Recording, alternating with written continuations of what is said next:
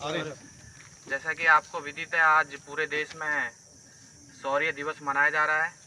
यह शौर्य दिवस भारतीय केंद्रीय रिजर्व पुलिस बल का 9 अप्रैल 1965 में एक पाकिस्तान के साथ युद्ध हुआ था। उस युद्ध में हमारी 2 कंपनियों ने पाकिस्तान की एक ब्रिगेड को रोका था और तब तक रोके रखा था जब तक कि रेगुलर इन्फेंट्री आर्मी ने वहाँ पर पोजीशन नहीं ले ली थी।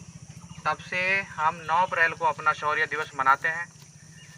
उसी के उपलक्ष्य में केंद्रीय रिजर्व पुलिस बल ने भी पिछले साल से ये निश्चय किया है कि जो भी हमारा नागरिक, जो भी हमारा कार्मिक शहीद होगा, हर वर्ष 9 अप्रैल को उसके घर पे जाकर उसके शहीद के परिवार के साथ उसका जो वीरता सर्वोच्च बलिदान है उसको मनाएंगे। এয়াৰ জৱান অফিচাৰসকলে আজি কলবাৰী হাইস্কুলত ইয়াত শিক্ষাগুৰুসকলক লৈ আৰু ছাত্ৰ ছাত্ৰীক লৈ আৰু আমাৰ এই গাঁৱৰ অঞ্চলৰ ৰাইজক লৈ আজি এই প্ৰতিমূৰ্তিখন উন্মোচন কৰে আৰু আমি ঘৰৰ তৰফৰ পৰা ধন্যবাদ দিছোঁ তেওঁলোকক আৰু BTC চৰকাৰকো আমি ধন্যবাদ দিছোঁ তেওঁলোকে এনেকুৱা পদক্ষেপ লোৱাৰ বাবে। BTC গভৰ্ণমেণ্টে যিটো মানে ষ্টেচু মামাৰ ষ্টেচু বনাম বলে যিটো কৈছিল সেইটো বনাই ফেলে আজি CRPFৰ জৱানসকলে তেওঁলোকৰ অফিচাৰে আহি আজি যিটো উন্মোচন কৰি গ'ল।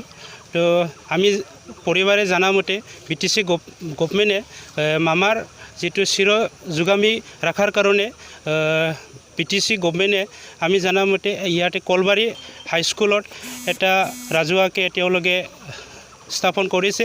তেওঁৰ খৰচ বৰণ সকলোৱে মানে তেওঁলোকে বৰণ কৰিছে আৰু BTC গভৰ্ণমেণ্টে কোৱা মতে জানামতে আমি ঘৰৰ জানিব দিয়া মতে খানাপাৰা বড়োলেণ্ড গেষ্ট হাউচ তাতেও তেওঁলোকে এটা মূৰ্তি মামাৰ মূৰ্তি বনাইছে আৰু বৰপেটা বড়োলেণ্ড গেষ্ট হাউচ তাতেও এটা বনাইছে আৰু কোকৰাঝাৰত এটা বনাইছে যাতে সেইটো চিৰদিন থাকে।